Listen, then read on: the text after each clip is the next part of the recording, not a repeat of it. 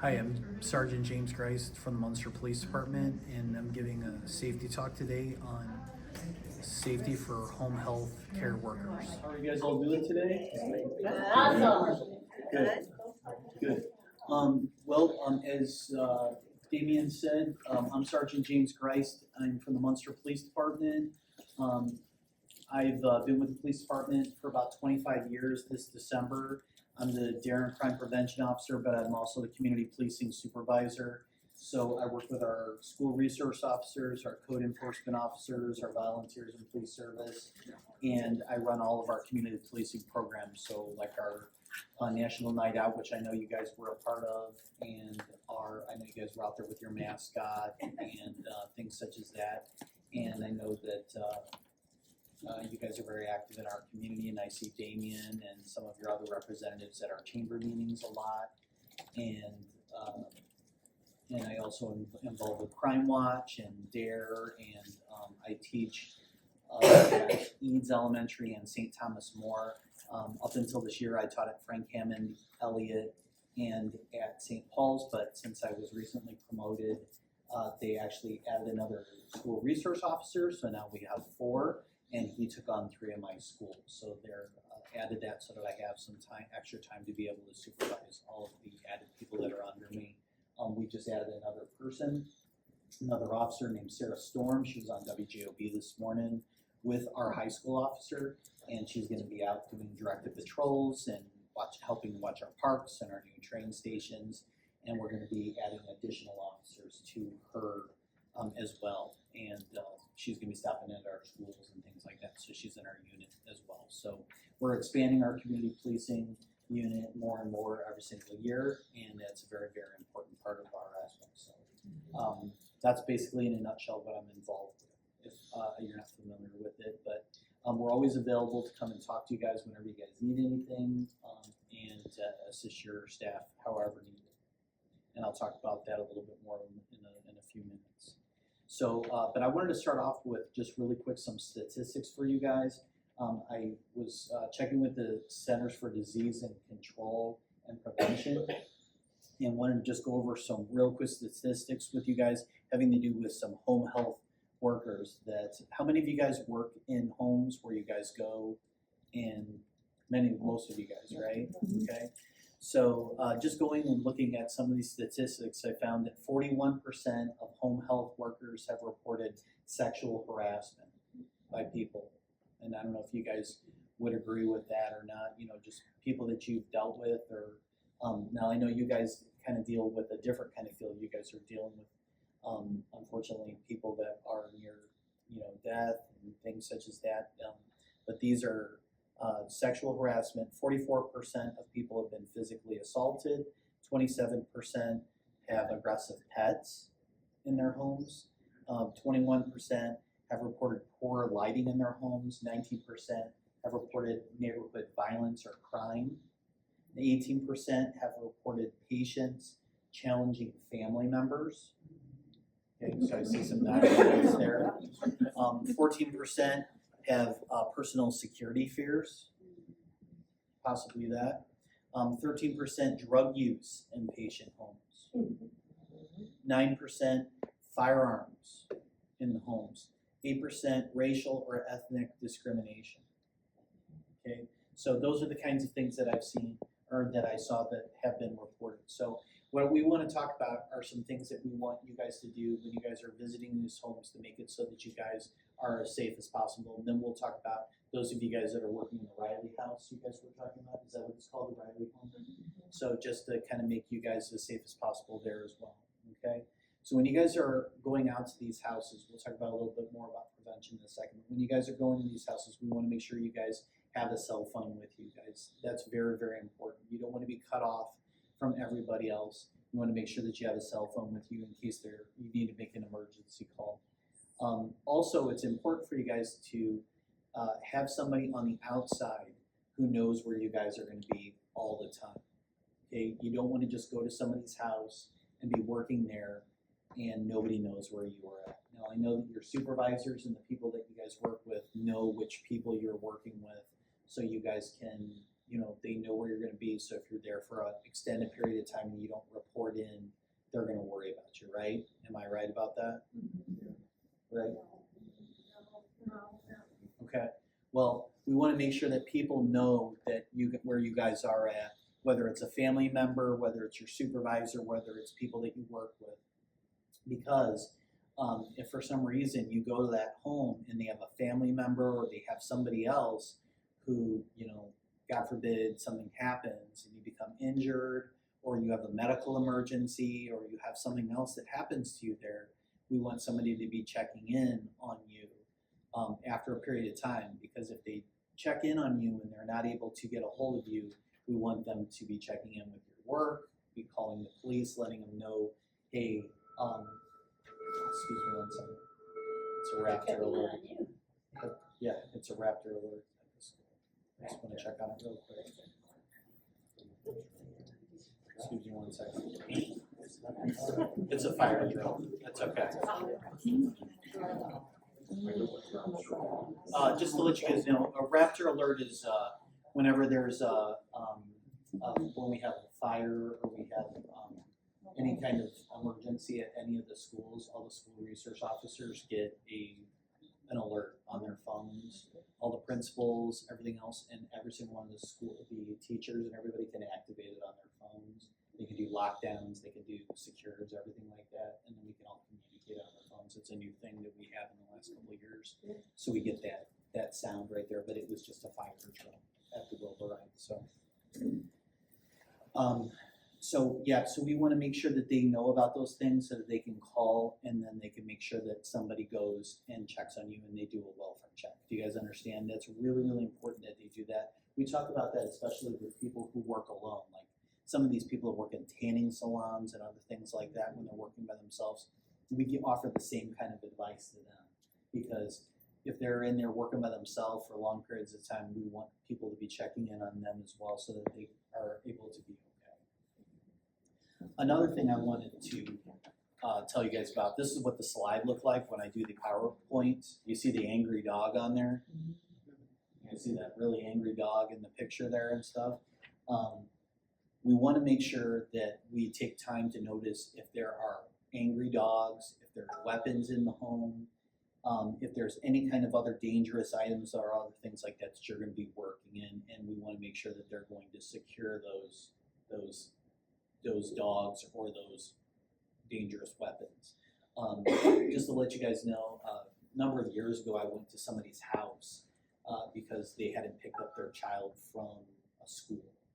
And I went to the house and I literally knocked on the door, and the mom came to the door and she opened up the door and she goes, "Yes, can I help you?" And I was like, "Yes, is there a reason why you didn't pick up your dog?" And it just came out. German Shepherd came out, and I had a fleece jacket on, and it got me right here. And it literally, I don't know if any of you guys have ever been bit by a dog, but it felt like somebody took an aluminum baseball bat and hit me as hard as they could in my arm. And it bit me right here just once, and then it went down there, and I was holding my arm, and I thought that it was going to be the worst thing ever. All it did was one puncture wound right through here, and it was just bleeding and bleeding and bleeding and bleeding. And for like a week, I could not put my arm up this much. I couldn't wear my uniform, couldn't wear my gun. I had to dress like one of the teachers. I drive around my personal car. All I could do is teach DARE. So I had to wear a little ID. I look like one of the teachers. So be careful. I mean, dogs are no joke. So I'm still to this point, to this day, whenever people have dogs around me and stuff, I was always a big dog lover. When people come up to dogs, I'm like, is he friendly? Ever since that dog bit me. So be very, very careful. Make sure that they keep the dogs put away and that everything is safe and everything like that. If you feel unsafe because you're in a house where you're working and they are not keeping their dogs put away, and the dogs keep on getting loose and they're coming around you while you're trying to work and everything, please let your supervisor know so that they can take steps to make sure that you are safe. If you are working and you see firearms laying around, knives, weapons, other things like that, I know it sounds crazy and things, please let your supervisor know. You should not be having to go over and go, "Hey, can you put this gun away and everything. You don't want to touch anything. Let them know so that they can secure these things so that nobody gets injured, because this stuff is very, very dangerous. Now, this is very, very important as well.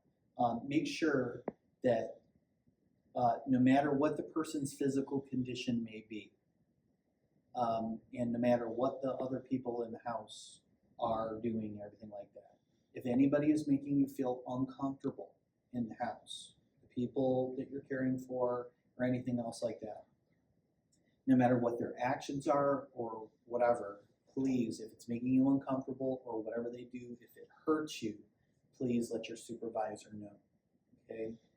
You don't want to just be brushing it off and being like, oh, whatever, all this kind of stuff. Let them know if somebody's doing something there, they keep on touching you, or they keep on saying stuff that is very, very inappropriate, or you're trying to work with somebody and one of their staff members keeps coming in and they keep on standing around in the room, and it's just making you feel really, really uncomfortable because they are just hanging around too much. Let your supervisors know about that, because maybe somebody needs to start coming with you, or they need to come up with some kind of other alternative plan, because you never know what that situation might be. And it's better to be safe than sorry. You never know what kind of people you're dealing with, okay? So please make sure you guys let someone know about that. Sometimes people will just brush things off and say, well, you know, I'm only going to be here for so long.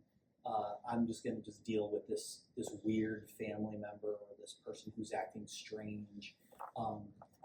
This person's only going to be here for so long. I'm just going to deal with it. It's just not worth dealing with that kind of stuff. Like we said, police officers can also even make police reports. If you need a police report made, we can make police reports. So depending on where you're at, if you guys are in Gary, if you guys are in Dyer, if you're in Munster, that's where you would make the police report where the incident took place. So, notify your supervisor, but you're also going to make a police report if you would like to make one, depending on what the person's doing, where you would do it. Where's the Riley house? Munster. It's in Munster. Okay. I'm not aware of that. Okay. All right. Let's see here. If you're ever injured, like we said, we want to make sure that you guys are make sure that you guys, even if you guys are done an animal bite or something like that, where someone grabs onto it, someone grabs onto your leg or something like that, and takes a bite or something like that. We have different kinds of things having to do with quarantines. We have processes for those kinds of things with our code enforcement officers that we can follow, and we will handle that. Okay. We can document any kinds of incidents having to do with injuries or any of those kinds of things. There's also things to consider having to do with counseling. So if you're involved in an incident having to do with a critical incident where there's stalking, or where there's somebody who injures you, or where somebody harms you, please reach out to your supervisors or your HR person about if there's additional counseling that could be provided to you, or if there's any other kinds of resources that could be provided to you, or if there's just something you want to do on your own to assist you with those kinds of situations. Another thing we want to tell you guys is protecting your valuables. That's really, really important, because if, let's say that I go in here and let's say that you walk in and you have your purse, and you take your purse and you just put it on a table, and then you're just going over here and you're in a room and you're working with a patient and you're just helping them out, and you've left your purse in the other room and they have family members there. They could just go in your purse and steal all your money. You don't know those people, right? And so they could go in there and you have valuables and all that. I would encourage you to keep all of your valuables on your person all the time when you're working in people's homes. If you have to have your cards or whatever, all that kind of stuff, just put them in one of those little clips and put them in your pockets. I would not take a purse in there. I would keep your cell phone and everything with you all the time. That's really, really important. Because if you have all of that stuff sitting out there, it's just creating an opportunity for people to steal from you. If you have to bring your purse with you, with your keys and everything else like that, Keep it really, really close by you at all times with all of your stuff. Bring it in the room with you and just completely bring it around with you, and so that it's never going to be away from you. We kind of train everyone that Good. they should leave their purse locked in their trunk. Okay. Just not in the car where anyone can see it, but Good. that kind of stuff should be locked in the trunk. And you just bring in what you need, your Good. keys and your. Good, that's the next point right there too. Good. Yeah, Go ahead. I'm locked in my glove compartment, my Good. wallet. Good, that's the next one. Do not carry around large amounts of cash. So, obviously you don't want to go to the bank and withdraw $10,000 to the place, right? Don't wear a bunch of expensive jewelry, right? Don't wear a bunch of expensive jewelry. And then, like what she said, you don't want to put a bunch of expensive stuff, keep it in your car where somebody could break in your car and steal it. You don't want to do that either, right? So just put your stuff in your trunk. That's always taking stuff out of plain view is a really, really important thing. And then always having a safety plan, okay?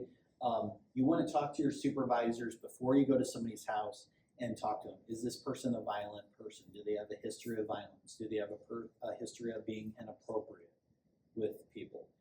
My niece is right now studying, or she's in high school right now, and she is starting to become a nurse. She's going through this stuff now. You could be a CNA before you become a nurse, before you get out of high school. Yeah. I mean, I never even heard about that stuff. So she's starting to go through all of these kinds of things. So she's starting to already work with patients and do all of these different kinds of things that are amazing and all that. So I'm always telling her, be careful, because she's working there, but she always has somebody right there with her, right? That is because she's 17 years old, so she had somebody that's always working with her, but she's going into nursing homes and she's getting baths and she's doing all these other different kinds of things, but she's always got somebody there supervising her. I know you guys are doing those kinds of things as well, but always make sure that you guys are talking to them. What is the history of this person, or have we had any reported issues? Also, like you said, be aware of your environment, trust your instincts. If you feel like you need to get away from the situation, get away from that situation. We all have kind of a radar with us that let us know if something is not right. If it doesn't feel right, get out of that situation, okay? When you go into a house, if you're working in the house and I'm going to be working in this house for a certain amount of time, always be aware of your exits. Now, when you guys watch that video with me in it, talk about active shooters, we always tell you, when you go into the grocery store or you're in the restaurant, you immediately want to make aware of where the exits are. Where are my exits? Because if somebody comes in there and they start shooting, you're gonna be a deer in headlights, because you're gonna go, where do I go? Where do I go? If you've already thought of that in your head, then it's gonna make it easier for you to get out. So if you're in there, and let's say that you're in there working with somebody, and one of their, the creepy uncle or somebody comes into the room and they start trying to attack you, you don't want to be like, where's the back door? Where's the back door? And you're thinking in your head, how do I get out of here? And you're running around in circles in the house trying to get out. If you've already mapped out in your mind, if I ever need to get out of this house in 2 seconds, how do I get out of here? You've already mapped that out in your mind, your escape route, whether it's getting away from a creepy person or it's a fire. How do I get out of here? What are my 2 ways out, as the firefighters always say? I need 2 ways out in a fire. If there's a fire and I need to get this person and help get this individual and get them out if the house is on fire, help get this patient out of the house. Those are the kinds of things that you always want to have in your head before the emergency, so you're not thinking of it on the fly. Okay. If you think that the location you're going to is going to be unsafe, talk to your supervisor about that as well. Am I going to need another person there with me? Because I'm concerned about the location where I'm going to be. Am I going to need somebody there with me, or things such as that, because of where I'm going to be, or did I need that? Are you guys allowed to bring pepper spray with you? Are you guys allowed to carry pepper? Okay. All right, just be careful. Obviously, you don't want it to go off. You know, we had, if it goes off, you got to clear a whole room. So, like, I remember at Purdue Calumet when I was going there, well, Purdue Northwest now, right? The 25 years ago, it was Purdue Calumet, and I remember somebody sprayed it in the middle of the TV room, and I remember we all had to clear the whole room when we were in there and stuff, because it's strong stuff. It'll really, you'll have to clear a room. But I'm telling you, pepper spray, you have to have it ready, because you have to switch the thing over there and have it in your hand. If somebody comes up to you and they're getting ready to attack you, you have to go like this and spray it. You can't be like, hey, hold on a second. You have to have it ready. But if you guys are going to carry it and things like that, you would have to come up with some reason to, somebody was acting in the house, came in the house, and somebody was like coming up to you, and you thought that they were going to come up to you.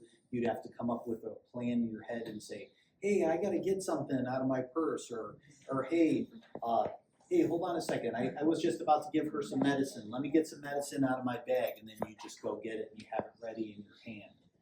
Those kinds of things. Come up with reasons to get it, because you're going to have to do that. Do you guys have, any of you guys wear pendant alarms? Do you guys wear pendant alarms? You guys know what those are? Like where you press the button? You just pull the ring.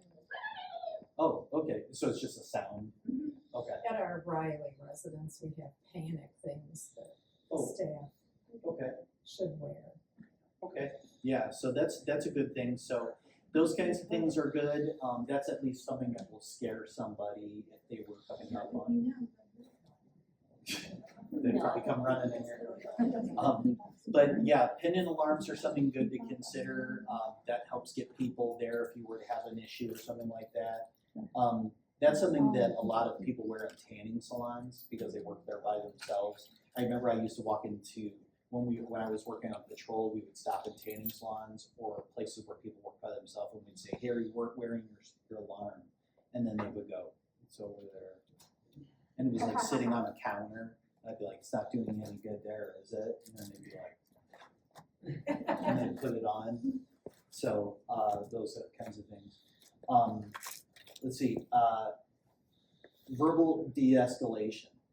Okay, so I found that the other day I was walking into one of the schools, and this little kid was sitting in. She rolled down her window, and her mom was in the front seat, and she leaned out the window. She's probably second grade, and she goes, "Is that a taser?"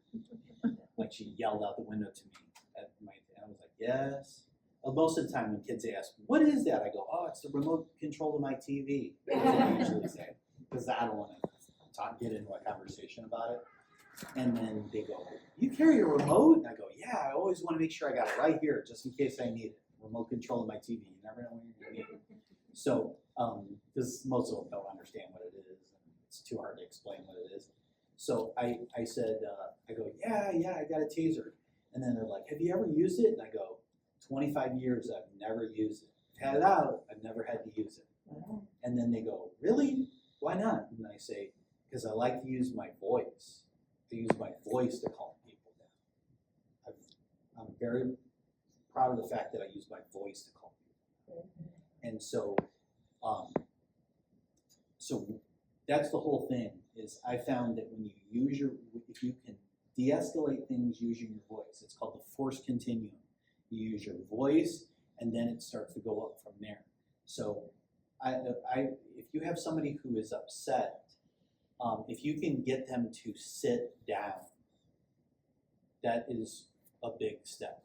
A lot of the time will ask people what their first name is, and if I can get them to say, "Hey," if I say, "Hey, my name's James," because I'm not big on titles. I don't say people call me officer or whatever. "Hey, my name's James. What's your name?" "Oh, my name's John." "John, hey, John, can you sit down for me? Hey, let's talk." If I can get them to sit down, that helps out a lot.